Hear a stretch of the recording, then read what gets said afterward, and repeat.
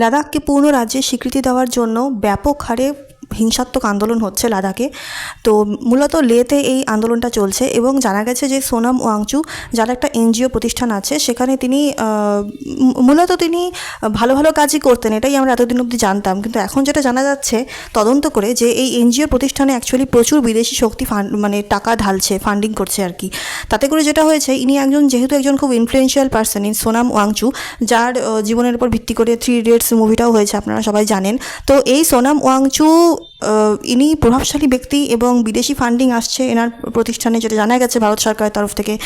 তো তাতে করে হয়েছে কি, ইনি যাই বলেন তাই মানে কি বলবো, যুব সমাজ সেটাকে একদম খুব সিরিয়াসলি নিয়ে ফেলে এবং ওনার ইন্ধনেই, বলতে গেলে ওনার ইন্ধনেই এই লাদাখে প্রচুর পরিমাণে গণ্ডগোল হচ্ছে। হিংসাত্মক আন্দোলন, বাস জ্বালিয়ে দেওয়া, এটা পুড়িয়ে দেওয়া, ওটা পুড়িয়ে দেওয়া, বিভিন্ন রকম ভাঙচুর, প্রচণ্ড খারাপ পরিস্থিতি। আমি একটা জিনিস বুঝি না, লাদাখকে পূর্ণ রাজ্যের স্বীকৃতি দিতে গেলে কি এভাবে আন্দোলন করতে হয়?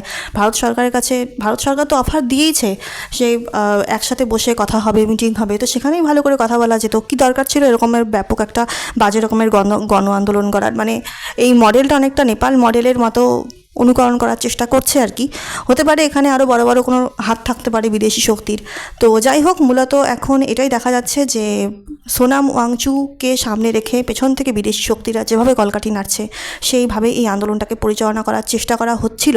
কিন্তু বলতে গেলে থ্যাঙ্ক গড যে ভারত সরকার সঠিক সময়ে সঠিক পদক্ষেপ নিয়ে এই এনজিওকে বাতিলও করে দিয়েছে, আর এর লাইসেন্স বাতিল করে দিয়েছে। আর সোনাম ওয়াংচু হতে পারে উনি অ্যারেস্টও হতে পারেন, এখনও অবধি এ ব্যাপারে সেরকম কনফার্ম কিছু জানা যায়নি। তবে হ্যাঁ, এটার পিছনে বিদেশি শক্তি আছে। আপনারা সবাই খুব সাবধানে থাকবেন। যে কোনো রাজনৈতিক লিডার বা যে কোনো সাধারণ অসাধারণ ইনফ্লুয়েন্সিয়াল পার্সনদের কথা শুনে কোনো রকমের কোনো গণ্ডগোলের মধ্যে আমার মনে হয় মানুষের না জড়ানোই ভালো। কারণ কি, আমরা জানি না যুব সমাজকে কে কীভাবে ইউজ করতে পারে। তো নিজের বুদ্ধি খাটান, নিজের দমে চলুন, আর একজন ভারতীয় নাগরিক হিসেবে গর্বে থাকুন, ঠিক আছে? কোনো রকমের ভুল পথে পা বাড়াবেন না, ব্যাস এটাই। Thank you for watching. আর যদি ভালো লাগে, আপনারা যদি আমার ভয়েসে খবর শুনতে চান তাহলে লাইক করবেন। আর যদি আপনারা মনে করেন যে না, আমি আগের মতো শুধু ভয়েস ছাড়া ভয়েসলেস কন্টেন্ট দিই, তাহলে সেটা আপনারা কমেন্টে বলতে পারেন। ওকে, থ্যাংক ইউ, বাই।